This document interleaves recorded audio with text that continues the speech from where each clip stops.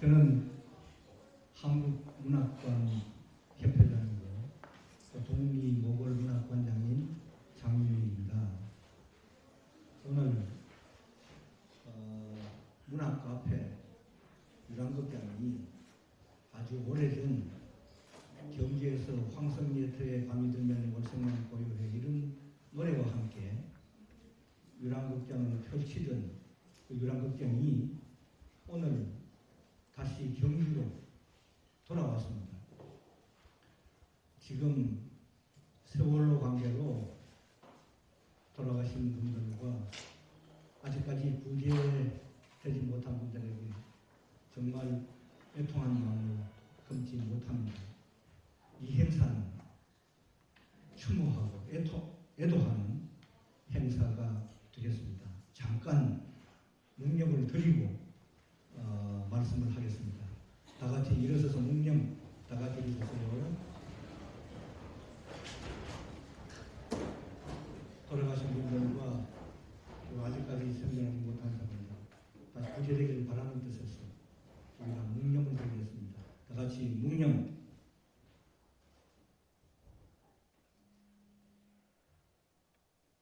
바로 제자리에 앉으세요.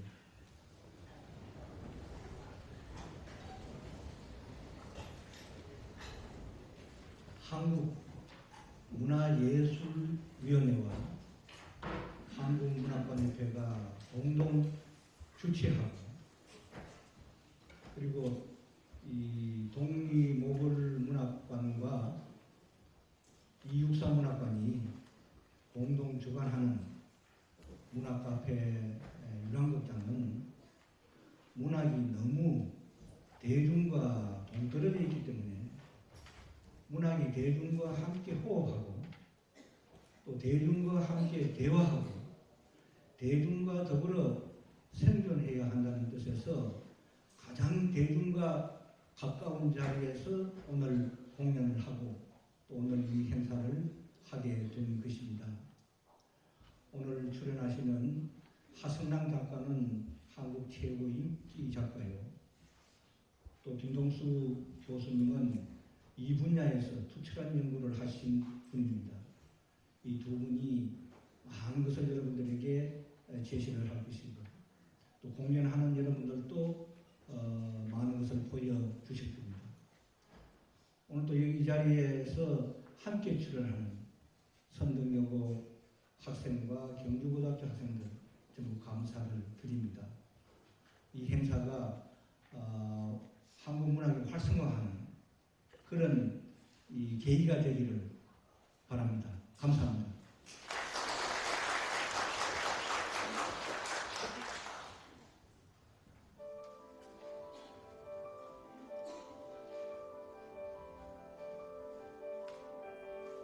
남자는 아파트에 살고 있는 사람들의 취향을 한눈에 깨고 있다. 쓰레기장을 조사하여 그 지역에 사는 사람들의 생활 실태를 알아보는 가벌로지라는 사회학의 수업이 있다는 것을 책에서 본 적이 있다. 애매모호한 설문지보다는 쓰레기장을 뒤지는 것이 더욱 확실한 방법일 것이다.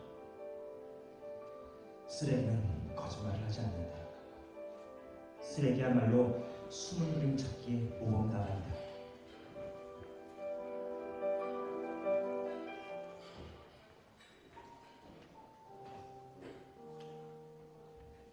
네, 유난히도 봄꽃이 일찍 피었다진 해입니다. 금년은 봄의 이상 고온과 미세먼지로 조금 유난스러웠지요. 그리고 지난 4월 16일에 일어난 세월호 침몰 사건으로 그 어느 때보다 침울하고 어두운 시간입니다.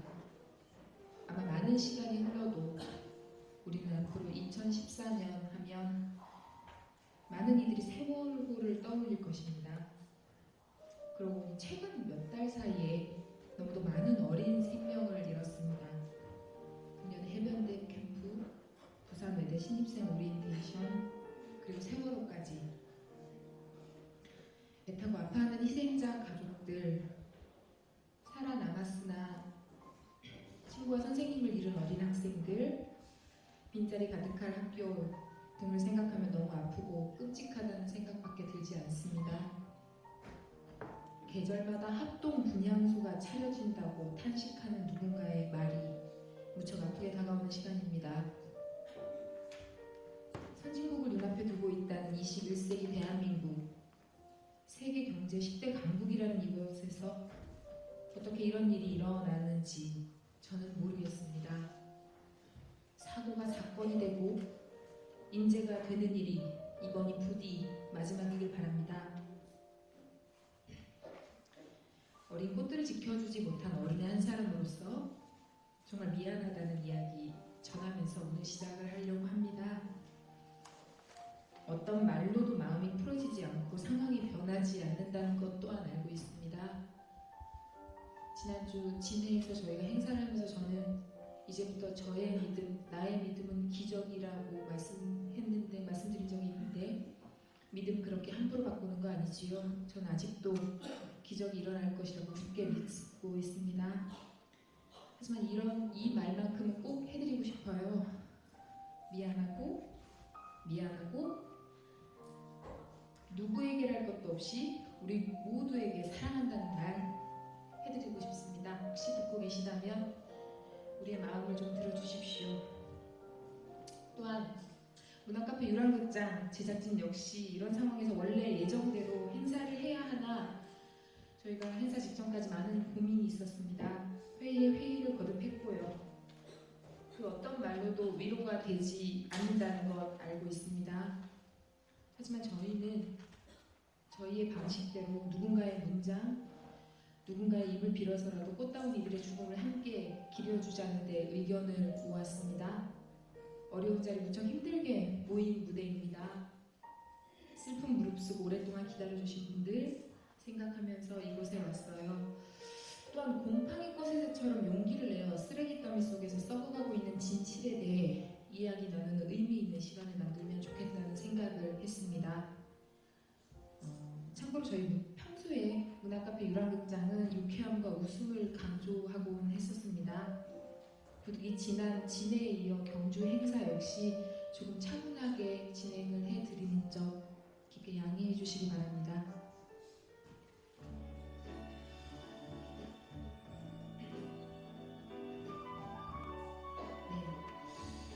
본격 행사 시작을 알리면서 정식으로 인사를 드릴까 합니다. 안녕하세요. 오늘 행사 진행을 맡은 소설 쓰는 이은선입니다.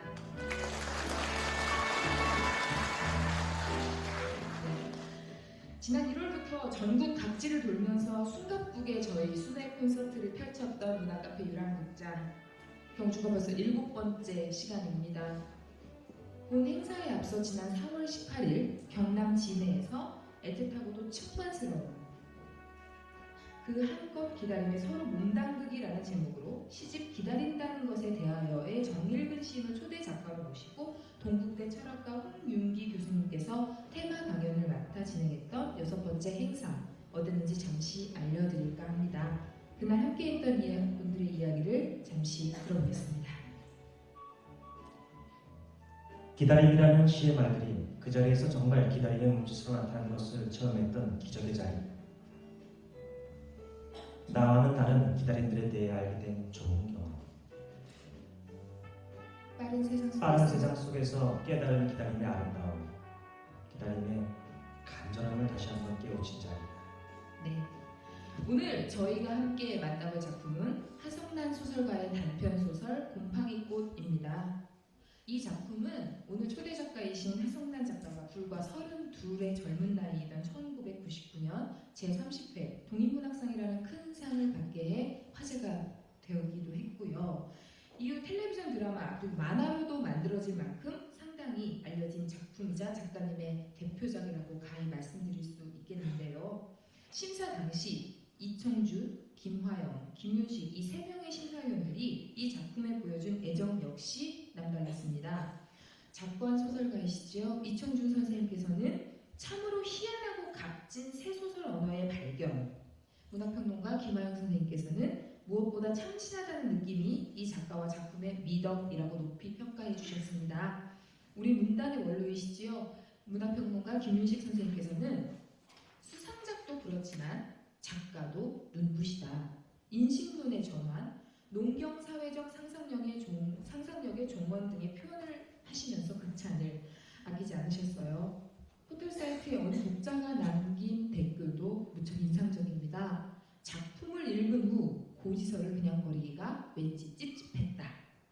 도대체 어떤 작품이길래 이런지 궁금하지 않으신가요? 우선 살짝 힌트 한번 드려보겠습니다. 여러분 이게 뭔지 아시나요? 네, 아서 코난 도일이라는 영국의 의사이자 작가가 쓴 주인공의 이름이자 세계적인 인기에 힘입어 국내 공영방송에서까지 방영한 화제의 그 드라마 셜록 홈즈입니다. 여러분 셜록 홈즈 하면 뭐가 생각나시나요? 탐정?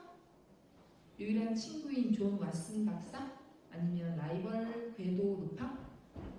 하지만 무엇보다 바로 천재적인 완벽한 수사 능력이겠지요. 제가 셜록 홈즈의 사진을 보여드렸다고 해서 혹시 소설 곰팡이 꽃이 범죄 수사물 혹은 스릴러라고 생각하는 분이 있지 않으실까 생각이 됩니다. 그런 소설을 생각하시면 사실 좀 큰 오산이에요. 이 소설은 굉장히 섬세하고 치밀한 묘사와 문장으로 유명한 작품이거든요. 그런데 제가 왜 셜록 홈즈 사진을 보여드리면서 이 작품을 소개하려는 걸까요? 오늘의 작품인 곰팡이꽃에는 한 남자가 등장합니다. 그리고 이 남자는 옆집에 사는 507호 여자에 대한 호기심이 생기면서 이 여자에 대한 정보를 수집하기 시작하지요. 어떻게요? 바로 그 여자가 버린 쓰레기를 뒤지기 시작하면서 말입니다. 오늘 행사에 앞서 소설 곰팡이꽃을 미리 읽어본 사람들이 많습니다. 바로 경주 선덕여자고등학교 10여 명의 학생들로 구성된 청소년 사전 독자 감상단들입니다. 이들에게 곰팡이꽃을 다 읽어본 후의 느낌, 소감을 솔직하게 말해달라고 했더니 이런 대답이 돌아왔습니다. 곰팡이꽃 미리 읽어봤다. 묘사가 지루하지 않고 생생했다. 단편 영화 보는 기분이었다. 한 번도 접해보지 않은 내용의 소설이라 더 관심이 갔다. 쓸데없는 것에서도 한 가지의 진실을 밝혀낼 수 있다니.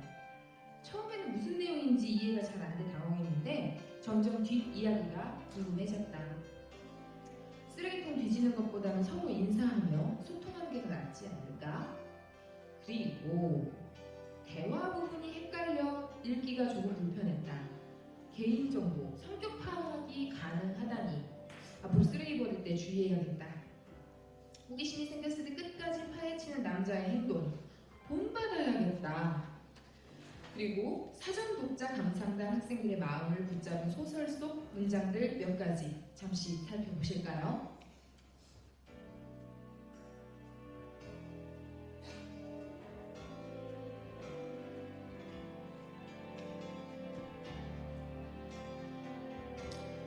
한편으로 저는 이 소설의 제목이 굉장히 특이하다고 생각했습니다.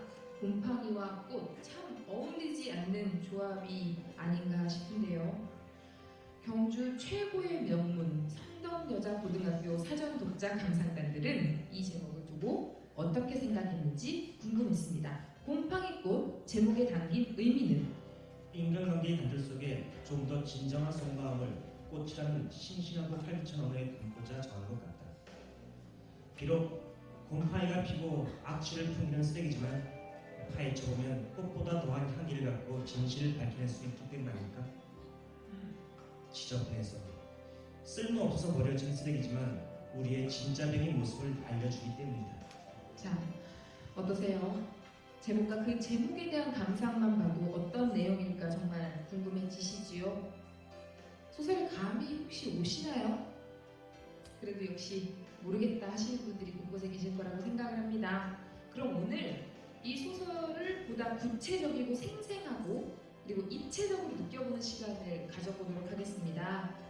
대한민국 최고의 연극 배우들이 동남아 순회 공연을 하고 싶었던 연극 배우들이 준비한 남도 공연입니다.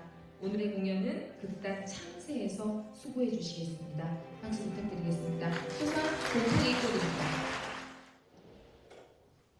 곰팡이꽃 하성란.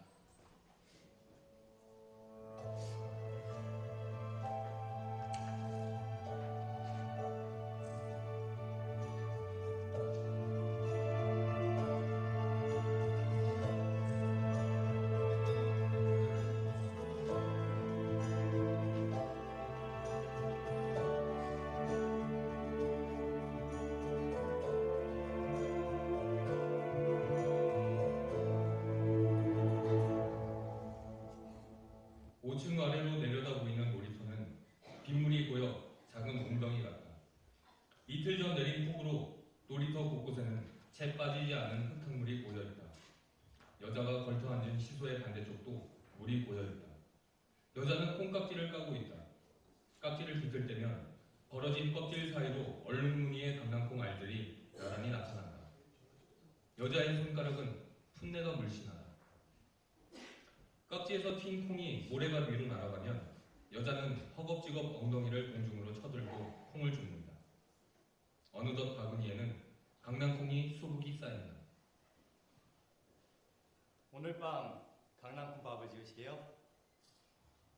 그 맛을 어떻게 잊겠어요? 이 사이에서 아삭아삭 씹히는 맛이 일품이죠. 저에게도 좀 나눠주시겠어요?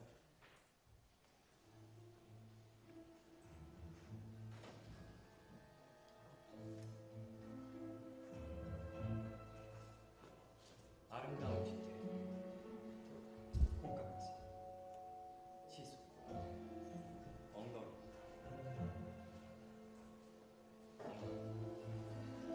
남자는 그 여자를 기억할 만한 몇 개의 단어들을 적는다. 콩을 까고 버린 콩깍지는 수많은 쓰레기 봉투 가운데서 그 여자를 식별하는 유일한 단서가 될 것이다.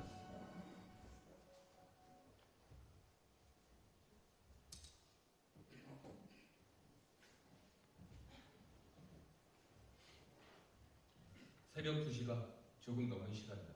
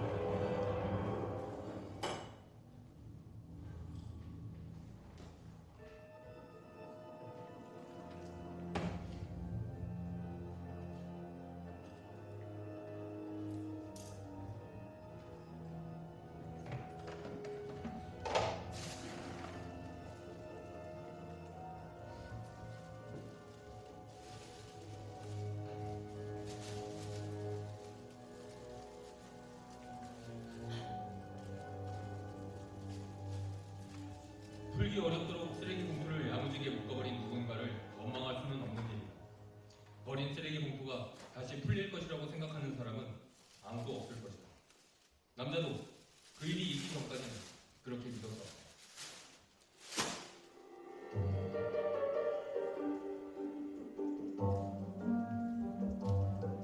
쓰레기 종량제가 시작된 것은 1995년 1월 1일이었다. 남자는 전날 마신 술 때문에 일요일 하루를 누워 있어야만 했다.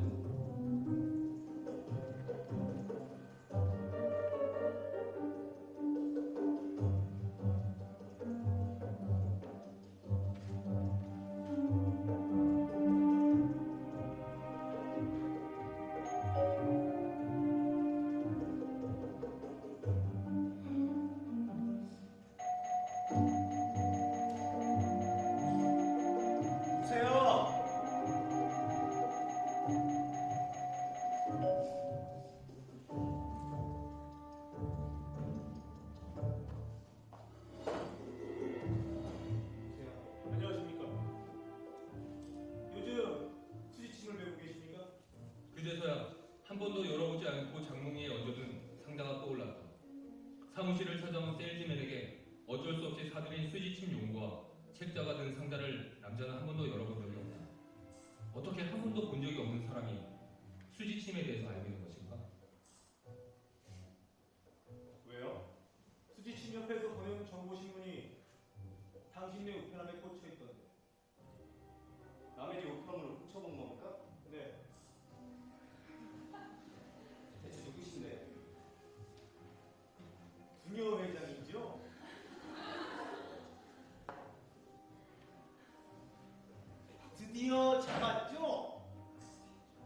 섞인 놈이 대대 생낸다더니만 그런 사람 여기 또 있죠.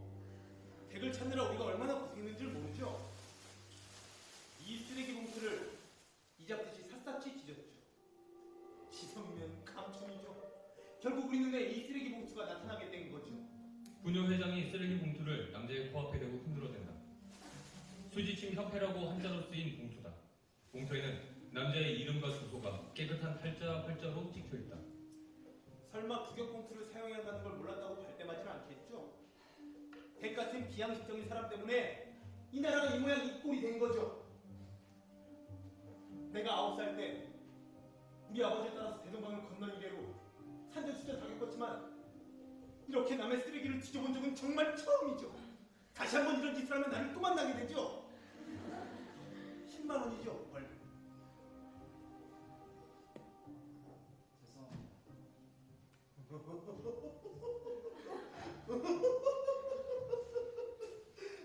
실하죠.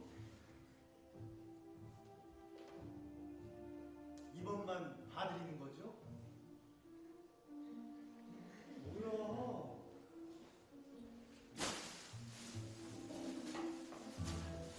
쓰레기장을 조사하여 그 지역에 사는 사람들의 생활 실태를 알아보는 가볼러지라는 사회학의 수법이 있다는 것을 책에서 본 적이 있다. 애매모호한 설문지보다는 쓰레기장을 뒤지는 것이 더욱 확실한 방법일 것이다. 쓰레기는 거짓말을 하지 않는다. 쓰레기야말로 숨은 그림 찾기 답안의 모범 답안이다.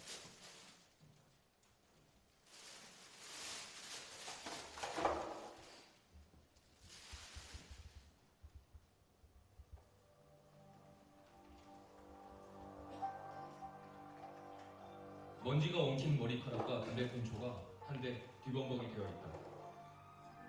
머리카락의 길이는 20cm가 훌쩍 넘는 것들이다. 필터 끝까지 타들어간 담배꽁초를 집어든다. 필터 끝에마다 이자국이 나 있다.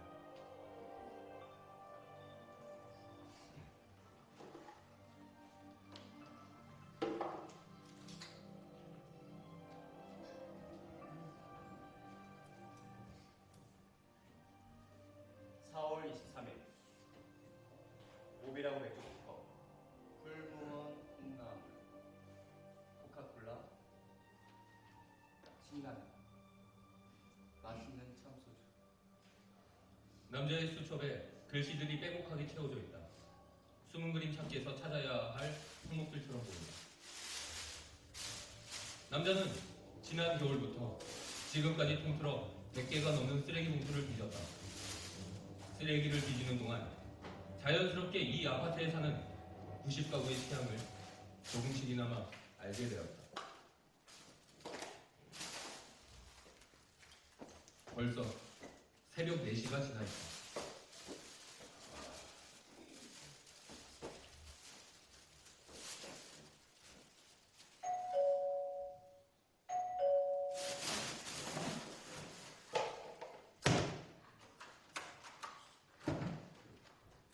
잠시만요.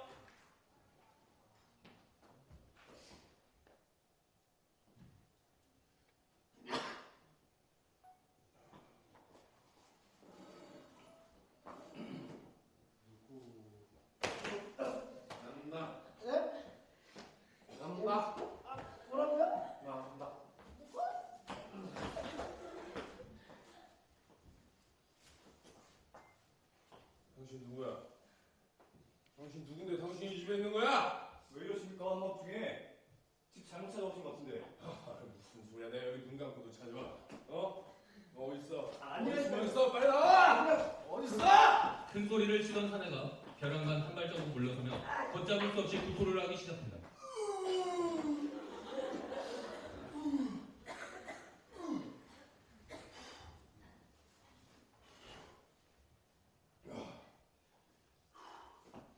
구토를 계속한다.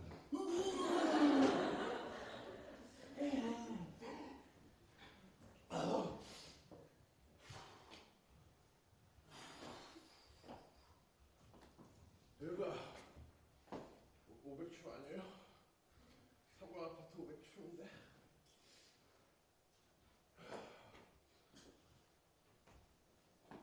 아, 이거 미안합니다.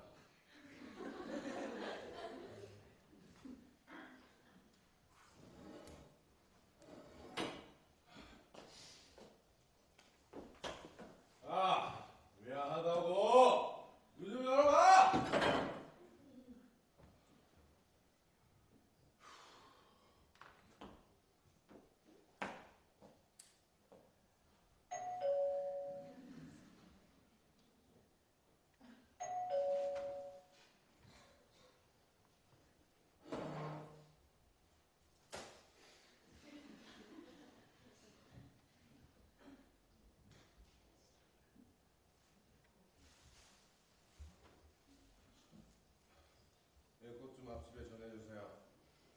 오늘이 생일이거든요.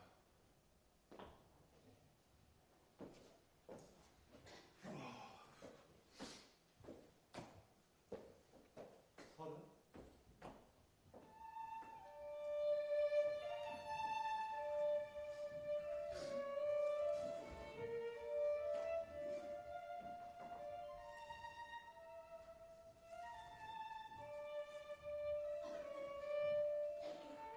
남자는 보름이 지나도 옆집 여자를 만나지 못했다. 인기척이라고는 느낄 수가 없다. 5층까지 올라오는 사람은 남자를 제외하고는 두 사람뿐이다. 그 여자 혹은 그 사내. 남자의 소망과는 달리 매번 발자국은 아래층에서 끊긴다. 민들레 홀씨처럼 어디선가 날아온 호기심의 씨앗이 남자의 속에서 이미 싹트고 있다. 500kg 여자 때문에 남자는 쓰레기 뒤지는 일을 멈추고 있었다. 그의 시선에 꽃다발이 들어온다. 그런데 그때 현관문 밖으로 인기척이 느껴진다. 남자는 후다닥 현관으로 나온다. 여자를 만나지 않다. 사내가 찾아왔었다는 것과 사내가 전해주었던 장미 꽃다발에 대해 이야기해야 한다. 여자는 언제 집에 돌아온 것일까? 어제 남자는 새벽 3시까지 깨어 있었다. 그때까지도 5층까지 올라오는 발자국 소리를 듣지 못했다. 애시당초 여자는 외출도 하지 않은 채 집안에 틀어박혀 있었는지도 모른다. 빈 계단의 공기 속에는 그 여자가 흘리고 간 향기만이 흐릿하게 남아있다. 남자는 폐가 풍선처럼 부풀어 오르도록 크게 숨을 들이마신다. 도대체 그 여자는 어떤 여자일까? 그 여자에 대해 알고 싶다는 생각이 든 것은 그때다.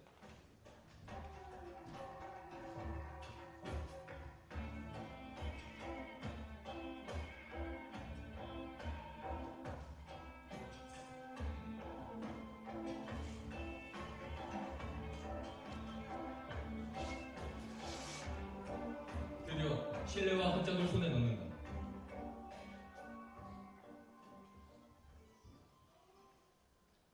그 여자는 겨우 230mm 사이즈의 작은 발을 가지고 있다. 발등에 비닐이 뜯겨지고 탈색되어 있다. 그때 지난밤 지나오면서 본 쓰레기가 생각이 난다.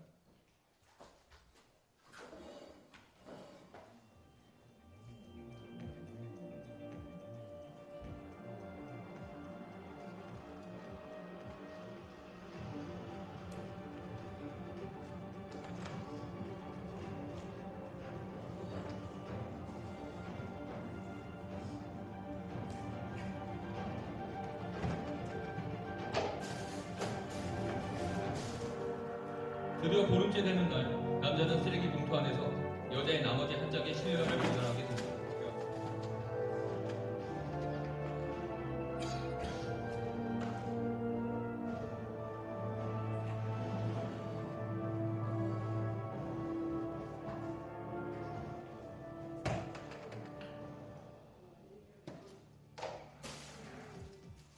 여자는 보름 동안 실내와 나머지 한 짝을 찾기 위해 방과 신발장 안을 샅샅이 뒤졌을 것이다.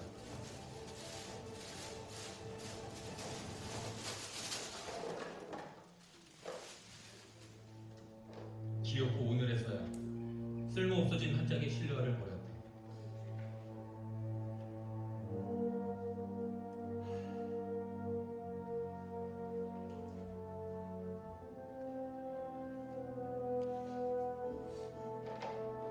녹차의 티백 찌꺼기와 두터운 오렌지 껍질, 다이어트 코카콜라 모두 다 저열량의 음식들 뿐이다. 돌돌 말린 비닐팩을 드러낸다. 미모사 향의 섬유 유연제다. 남자가 복도에서 맡았던 바로 그 냄새다. 쓰레기 봉투 맨 밑바닥에 손도 대지 않은 생크림 케이크가 문드러져 있다. 하얀 우윳빛 생크림이 군데군데 벗겨진 사이로 포도 시럽이 잔뜩 발린 3단 케이크가 드러나 있다.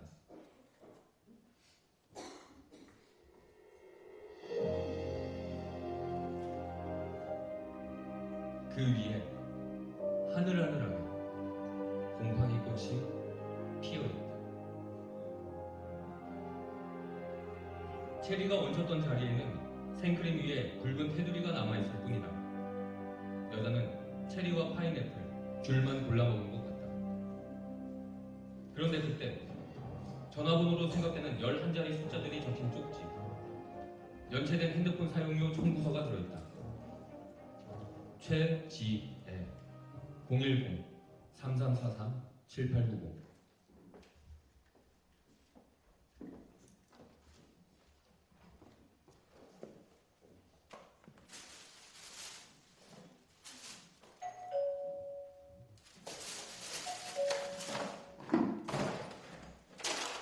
네, 잠깐만요.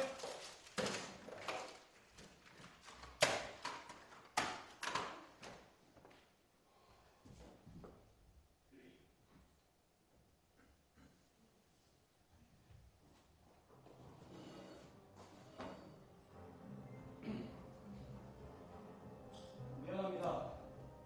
꽃다발이 전하지 못했어요. 도무지 만날 수가 있었지. 여행을 갔었답니다. 그럼 만나시군요. 그녀셨군요. 아니요. 친구 통해서 들었어요.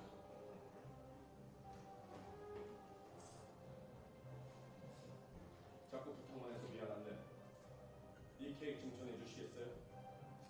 오랫동안 집을 비웠으니 한동안 집에 있을 겁니다.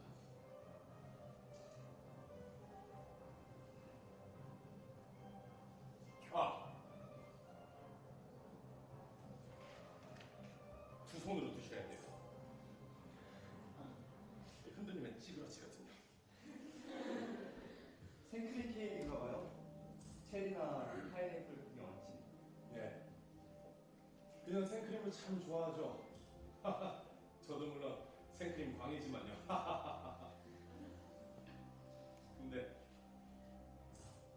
케이크를 함께 먹는 날이 올까요? 저기요. 그 여자분 말입니다.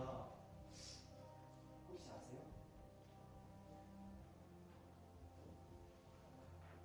혹시 무슨 일이라도 만약에 말입니다. 그 여자를 다시 못 만나면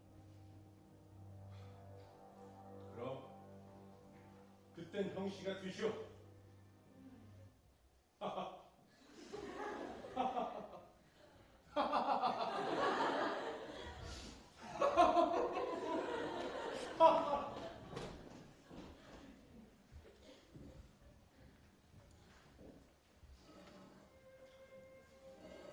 여자는 지금 다이어트 중이다.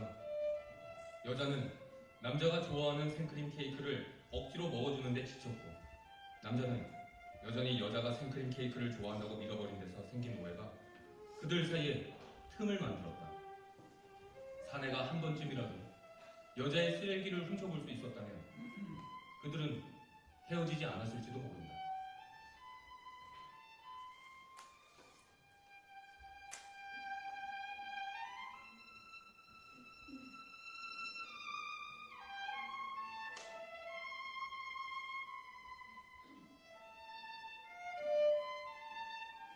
그 후로도 일주일이 흘렀다. 케이크는 냉장고 안에서 조금씩 굳어가고 있다. 남자는 아직도 여자를 만나지 못하고 있다. 매번 엇갈리고 있다. 남자가 뒤쫓아 나갔을 때 이미 그녀는 온데가 되었고 미모사 섬유 유연제 향기만이 그윽하게 풍길 뿐이었다.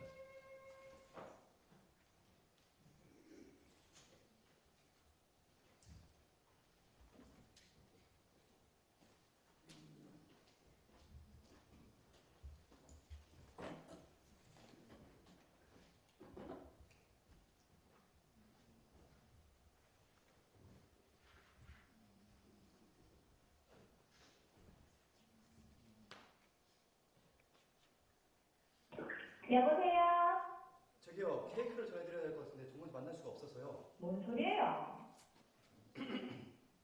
태재 씨, 저 옆집 사는 아, 남자인데 진짜 미치겠네. 한동안 어떤 남자가 전화해가지고 인상소리 빽빽 했다지만 난 뭐냐? 저 최진한 여자 아니거든요. 이분은 바뀐 지 한 달도 넘었어요.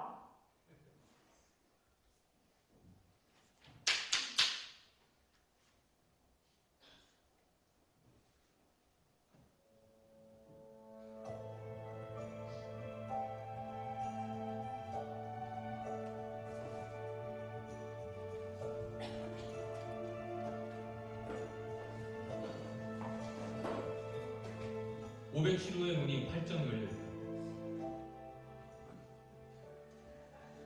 왜요? 도배하시게요? 아니요. 싼값 해드려요. 남자가 웃는다. 아니라니까요.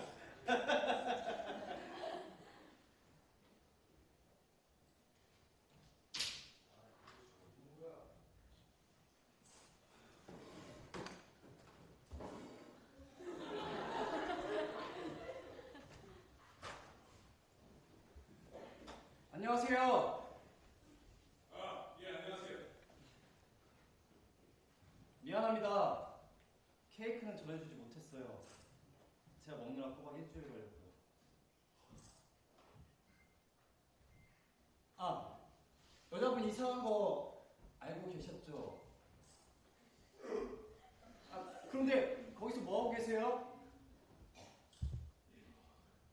지난 여름에 제주도로 여행을 갔다 왔어요. 시에는 바다를 참 좋아하고 거기서 하루만 일하면서 왔습니다. 그 있잖아요. 제주도에서 파는 구멍뚫이 돌이며.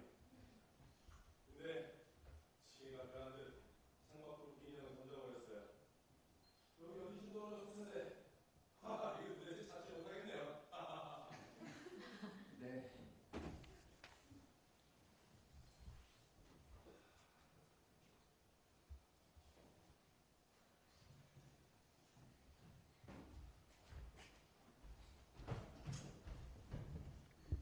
그러면 양쪽 끝에서 같이 찾을까요?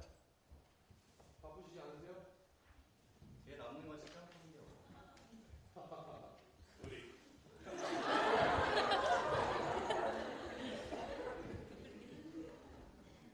도대체 알 수가 없다고요.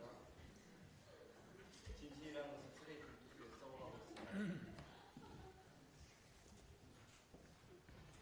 오늘 마지막 딱 한 개야. 나가게 말이죠.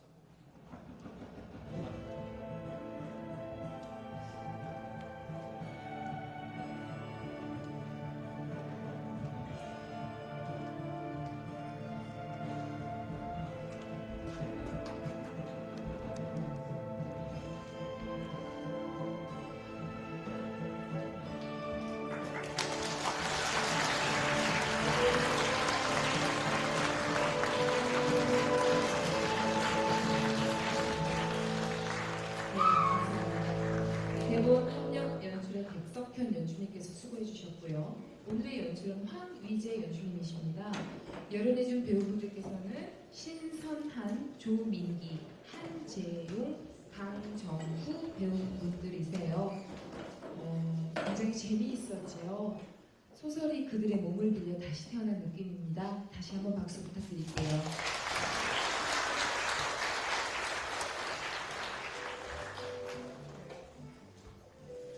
네, 또 곰팡이꽃을 쓰신 하성란 작가님을 직접 모시고 얘기를 함께 나눠볼까 하는데요. 오늘 오신 여러분들은 어떠신가요? 쓰레기를 뒤지는 남자에 대한 이야기를 쓴 작가. 왜 하필 이런 얘기를 게다가 1999년에 세기 말에 이런 이야기를 썼을까 궁금하지 않으십니까? 앞서 잠시 수고해 주셨던 경주 최고의 문문 명문 선덕여자고등학교 사전독자 강상단은 곰팡이꽃을 읽고 하성란 작가에 대하여 이렇게 생각을 했다고 합니다.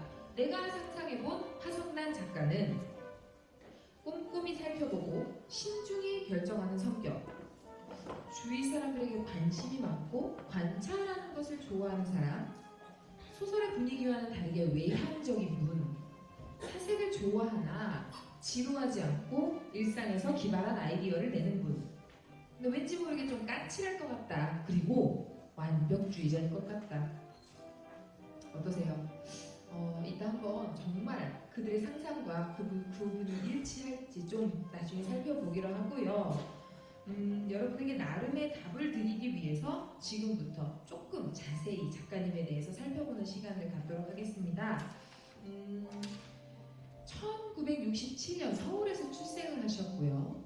서울예에 대해서 문창과를 나오셨고 1996년 서울신문 신춘문예에 단편소설 풀로 데뷔를 하셨다고 합니다. 독일문학상, 한국일보문학상, 현대문학상, 황순원 문학상 등을 있는데요. 저서로는 여름에만, 웨하스, 로빈의 술잔, 식사의 즐거움, 내 영화의 주인공 등 다수의 저서가 있습니다. 저희 문화카페 유람극장 사실 이런 프로필만으로 만족할 수 없습니다. 이름하여 문화카페 유람극장 디스패치 시간입니다. 대학생 딸을 둔 학부모 그리고 출판 기획자. 동안인 외모만 보면 상상하기 어렵지만 그녀는 이미 대학생 자녀를 둔 학부형입니다. 큰딸이 대학에 입학을 해서 국문학을 전공하고 있는데 출판 일에 관심이 많은 꿈 많은 친구라고 합니다. 참고로 하성란 작가님의 남편은 출판사를 운영을 하고 계시고요. 하성란 작가가 출판 기획자 역할로 일을 함께 하고 계시다고 합니다. 학창 시절에 오락부장 역할도 첫인상은 멋진 도시 여자지만 실제로 맞아요. 첫인상대로 그녀는 실제로 서울 토박이라고 합니다. 그래서 도시 중독자의 외로움이라는 글에서 시야가 탁 트인 평화보다 앞이 꽉 막힌 아파트가 더 편하고 24시간 편의점과 교통 체증에 익숙한 인간이라고 고백하셨습니다. 하지만 대반전. 어린 시절 그녀는 코미디언 이주일 흉내를 잘 내는 오락부장이셨다고 합니다. 짝사랑의 실패를 종종 경험을 하는 사람이기도 했고요. 소식적 문학소녀, 잠시 멈춤, 그리고 등단.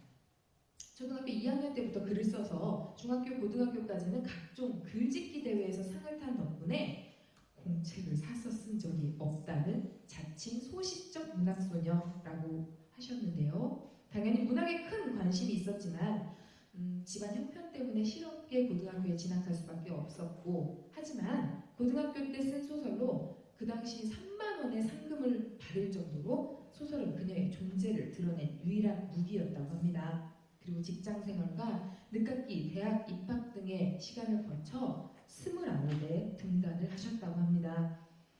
소설가가 된 후에 처음에는 밖에서 들은 이야기를 혹시나 소설거리가 될까 전해주었던 어머니가 든든한 지원군 역할을 하셨다고 해요. 세밀한 묘사의 원천은 메모, 무서울이 많지 세밀한 묘사로 사람들의 시선을 붙잡는다는 평을 듣고 있는 작가입니다. 인터뷰를 할 때에도 탁자 위에 작은 노트를 꺼내놓는 것으로 유명한 작가이기도 하고요. 삶의 짧은 순간도 단상을 놓지 않고 기록하고자 하는 꼼꼼한 작가분이십니다. 마지막으로 그녀는 쉽게 쓰지 않는 작가이며 그녀의 단편에는 다채로운 결이 있고 작가라면 이 시대의 핵심 문제를 외면해야 하지 않는다는 의식을 가지고 있는 진정한 작가입니다. 자, 어떠세요? 여러분 마음속에 하성란 작가님이 조금 더 정확하게 그려지시나요? 무대로 직접 모시고 많은 얘기를 나눠볼까 합니다. 박수와 함께 작가님 맞아주시기 바랍니다.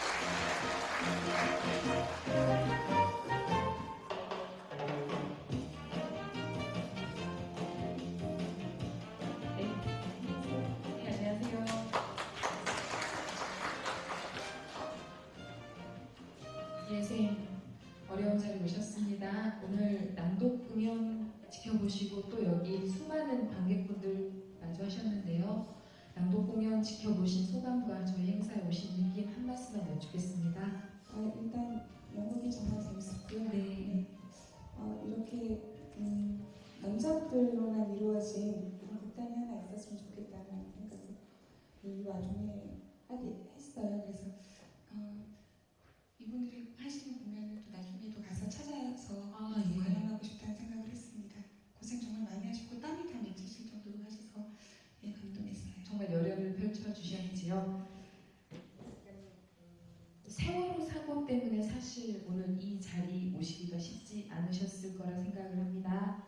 마음이 많이 불편하셨겠지요. 우리 모두의 마음과 같겠지요. 오늘 이 처참한 현실에 대해서 우선 짚고 넘어가야 될 것 같아요. 쌤, 이 시대를 살아가는 한 사람으로서, 그리고 아이들을 키우고 있는 어머니로서, 그리고 그 모든 것을 세밀한 눈으로 지켜봐야 하는 작가로서 오늘 그 사건과 관련해서 소외하고 하기도 뭐하죠. 그냥 한 말씀 부탁드릴게요. 사실 오랫동안 준비해오신 행사로 알고 있습니다만 연기가 되었으면 좋겠다는 생각이 들었고요.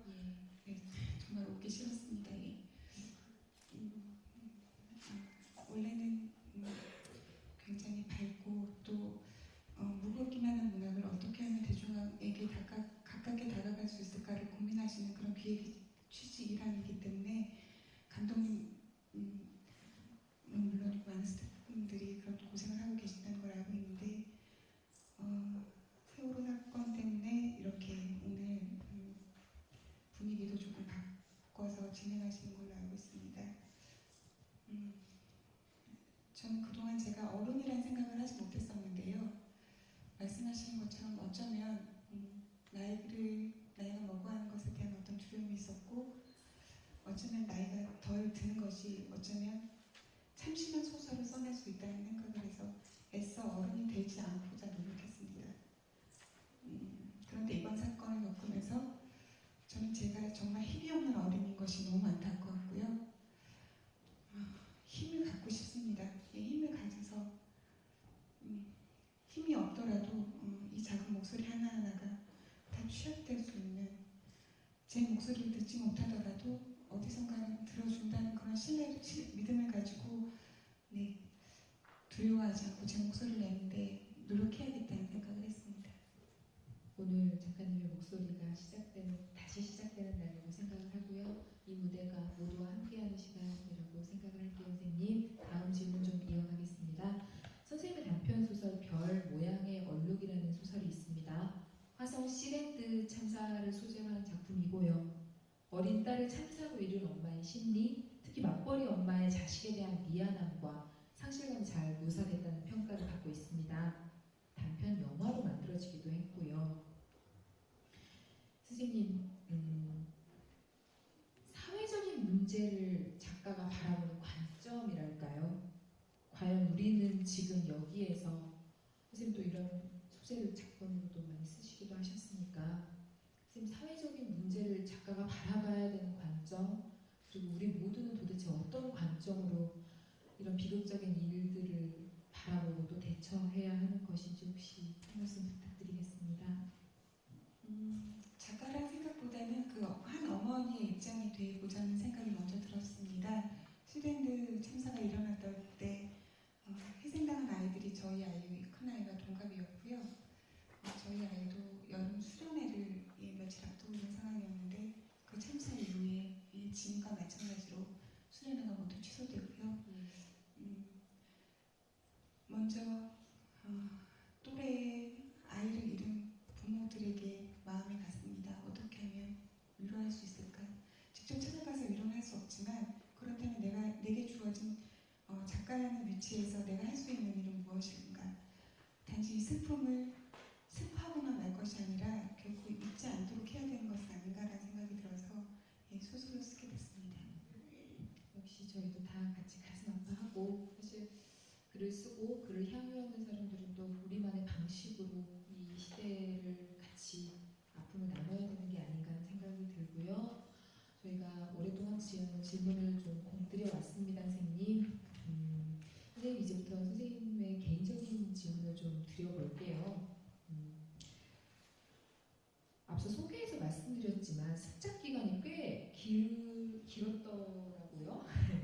작가님께서 한 인터뷰에서 그런데 그 시간이 참 소중한 시간이었다라고 말씀하신 걸 봤습니다.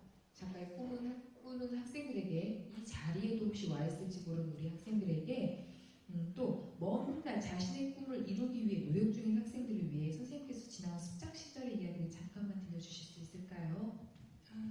자연스럽게 글을 쓰게 돼서요. 그 글로밖에 자신을 표현할 수 있는 방법이라는 게 없었기 때문에 지금처럼 여러 가지 다양한 어떤 꿈으로의 도전 이런 것들이 가능하지 않던 시기였기 때문에 오히려 글만 생각할 수 있었던 것 같습니다. 그런데 아마 처음에는 아무거나 모르고 뭐 백일장에 나간다든가 음악방에 들어서 억지로 글을 쓰거나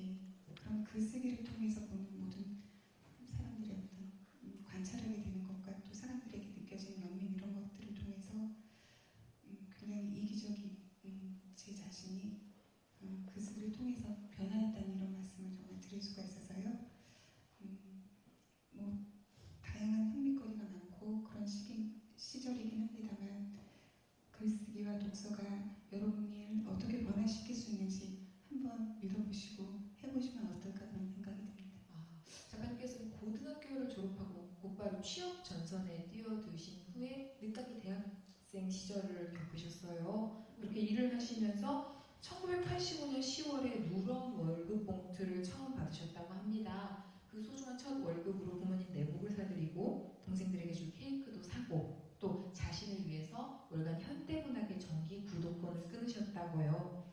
근데 죄송하지만 취업을 하셨다고 하는데 그때 어떤 일을 하셨는지 잠깐 여쭤봐도 될까요? 네, 제가 다니던 회사는 아주 작은 무역 회사였고요. 예. 그곳에서 아주 어려운 일이 아닌 뭐 사장님 비서 역할 같은 것들을 했습니다. 그 사실 쉬운 일이 아닐 거잖아요. 사회생활이라는 게 현실이라는 건 언제나 좀 고달픔을 수반하고요. 고달픈 현실 속에서도 불구하고 문학이 절대로 포기할 수 없어서 결국 다시 대학을 진학을 하시고 소설을 쓰신 거잖아요. 혹시 그 원동력이 뭐였다고 생각을 하세요? 제가 다녔던 첫 직장의 상사들은 생각보다 아주 좋은 분들이셨고요. 예. 어떤 그런 갈등이 있을 때마다 그런 갈등을 속설의 어떤 인물에 대해서 풀어보는 것으로 아마 조금 해소를 했던 것 같습니다. 그리고 문학이라는 것을 한시도 포기한 적이 없었기 때문에 그것을 생각하면 다른 어떤 것들은 많이 힘들지 않았던 것 같아요. 선생님, 작가님이 요즘 여기 앞에 잔뜩 와 있는 우리 20대 초반의 이 젊은 청년들, 요즘 작가님 따님도 20대지요? 네, 이들을 보는 시선이 아마 어머니의 마음이 아닐까, 소설가의 눈이라기보다는 어머니의 마음이 아닐까 싶은 생각이 듭니다. 지금 청년, 청춘, 청소년 이런 말을 꺼내는 것 자체도 사실은 어떤 의미에서 참 가슴이 아린 시기가 아닌가 생각을 합니다.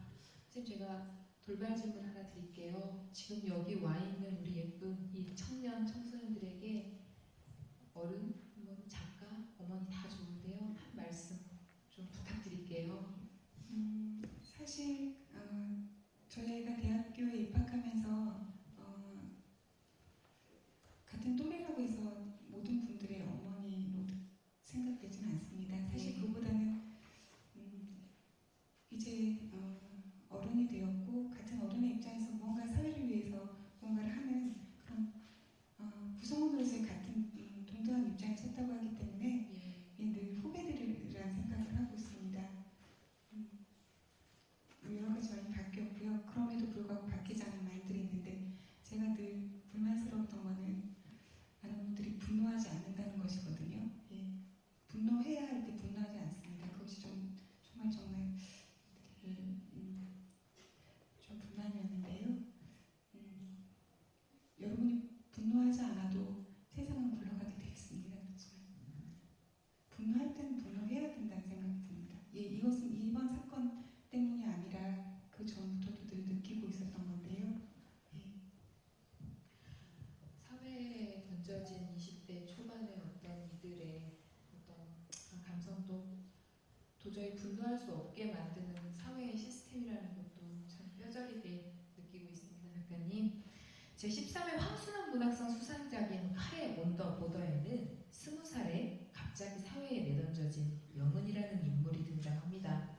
아르바이트를 하면서 노인 5을 분양하는 어머니의 삶에 작가님의 혹시 실제 경험담이 상당 부분 녹아있지 않았나라는 생각이 드는데 혹시 소설이 실제 경험이 소설에 미치는 영향에 대해서 짧게나마 말씀을 좀 부탁드립니다. 별모양의 얼룩이나 그 푸른수염의 첫 번째 안에 소설집에 들어있던 대다수의 소설들은 그 재난을 바라보는 어떤 저의 개인적인 소회 같은 것들을 바탕으로 해서 수소설이고 어떤 부분 아이를 기른다는 어머니의 입장 이런 것들은 제 경험인데요. 카이온더 보도에는 제 경험이 전혀 들어가 있지 않습니다. 대신 여러 장치들을 통해서 지금의 어떤 현 사회의 어떤 문제점들을 조금 완곡하게 표현을 해보고자 했었는데요. 사실 소설 속에는 그 문이 닫혀진 안방 속에 노인이 5명이 있을 거라는 추측을 하지만 제가 염두에 뒀던 것은 그 안방 속에 노인분들이 100명 정도 있는 걸로 생각하고 소설을 썼습니다.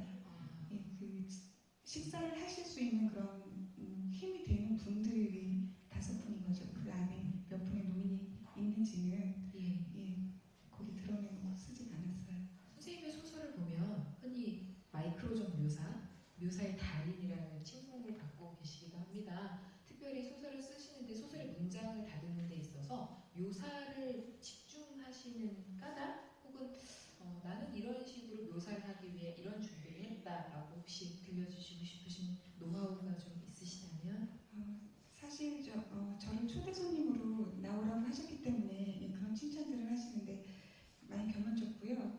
사실 묘사의 달인이라기보다는 선배 문인들로부터, 그러니까 선배 작가로부터 배운 것들을 하나하나 그대로 배우려고 하고 있는 입장입니다. 사실 제가 쓴 소설의 초창기 소설 속에서 묘사가 돋보였기 때문에 그동안 80년대를 거쳐서 많은 분들이 서사 쪽에 치중하고 계셨기 때문에 90년대에 나온 묘사 위주의 소설이 조금 눈에 띄었을 뿐입니다. 그래서 다른 작가들이 하지 않았던 부분에서 묘사를 했기 때문에 아마 묘사의 달인이라는 그런 경험적인 어떤 것들이 따라붙은 것 같은데요. 사실 여러분들 제 윗세대 선배들의 그 소설을 읽으시면 그분들의 문장에서 정말 놀라울 만한 그런 묘사들을 발견하실 수 있습니다. 네. 지나간 시절의 이야기라고 생각하지 마시고 좀 나이 드신 분들의 소설들도 찾아서 읽어봐 주시면 좋겠다는 생각이 듭니다. 제가 02학번인데요, 선생님. 제가 습작을 한 지 10년 만에 저도 이제 등단을 했는데 제가 습작을 하던 시기에 하성란 작가님이 엄청나게 더 활발하게 막 동인문학상도 받으시고 활동을 하던 시기셨어요. 사실은 경주 하면은 저는 사실 이 행사 준비하면서 드디어 내가 한 줄 한 줄 필사하던 그 소설의 작가를 직접 뵐 수 있는 자리구나 기대 많이 하고 왔고, 사실은 그럼에도 불구하고 아픈 시간, 이거 시간을 준비하면서 아픈 시간이었지만 사실 지금 이 순간도 무척 떨립니다. 어른들의 소설이라고 하지만 저한테는 역시 하승만 작가님의 소설을 읽고 느끼던 사람으로서 선생님 사실 이 자리가 굉장히 아프지만 저는 꿈만 같거든요. 근데 요즘 선생님께서는 소설뿐만이 아니라 한겨레 신문에 삶의 창이라는 칼럼을 또 연재하고 계십니다. 아직 설레는 일이 많다라는 산문집을 내기도 하셨고요. 저 역시 매주 토요일마다 한겨레 신문을 막 뒤적이면서 선생님의 산문을 찾아보기도 합니다. 아까 분노하라고 말씀하시기도 하셨고 시대의 흐름, 어떤 시대를 보는 사회적인 관점에 대해서도 잠시 피력을 해주시기도 하셨는데요. 한 인터뷰에서 선생님께서 산문은 많이 쓰면 쓸수록 힘들어진다. 시대의 흐름이 작가에게 큰 소리를 내라고 요구하고 있기 때문이다 라고 하신 걸 봤습니다. 그래도 제가 보기에 선생님께서는 사회적, 정치적으로 민감한 주제에도 자신의 의견을 글로 잘 표현을 하고 계신 분이라고 생각이 듭니다. 선생님, 소설을 쓰는 하성란과 산문을 쓰는 하성란이 혹시 다른 점이 있다면 좀 말씀을 부탁드려도 될까요? 그 둘에 대해서 차이점을 잘 느끼지 못하겠지만 사실 많이 잘못된 정보들을 갖고 계시는데 진짜요? 네. 저는 그렇게 사회적인 발언들을 그동안 용기 있게 잘하지 못했습니다. 사실 제 주변에 많은 작가들은 글뿐만 아니라 직접 몸으로 움직여서 많은 현장에 가서 제 목소리를 내는 역할들을 하고 계시는데요. 그에 비하면 저는 정말 부끄럽기 짝이 없는 그런 일들을 하고 있다는 생각이 듭니다. 사실 소설가가 소설로만 자신의 힘을 다 쏟을 수 있는 그런 시대가 왔으면 좋겠다는 생각을 합니다. 여러분들에게 아마 그런 지면이 주어지더라도 여러분들은 저보다 저 이상의 어떤 그런 목소리, 제 목소리를 냈을 거라고 생각이 듭니다. 그런데 저에게 주어진 이런 어떤 소설가라고 하는 이런 형편 때문에 제가 지면을 맡아서 하고 있는데 제가 제 목소리를 또 여러분의 목소리를 이 사회의 목소리를 제대로 내지 못하고 있는 것에 대해서 정말 죄송하게 생각합니다. 저에게 이렇게 주어지는 지면에 이제 앞으로는 조금 더 성심껏 그렇게 글을 쓸 수 있도록 노력하겠습니다. 지금까지 정말 죄송했습니다. 아닙니다. 선생님 늘 그래왔듯이 다음 주에도 저는 선생님의 글을 기다리고 있겠습니다. 선생님 어려운 시간 함께 하셨는데요. 굉장히 힘들게 오셨던 때는 저도 마음이 편치만 않습니다. 지금 이 시대 같이 숨쉬고 있는 우리 모두가 다 그러하겠지요. 잠시 5분 뒤에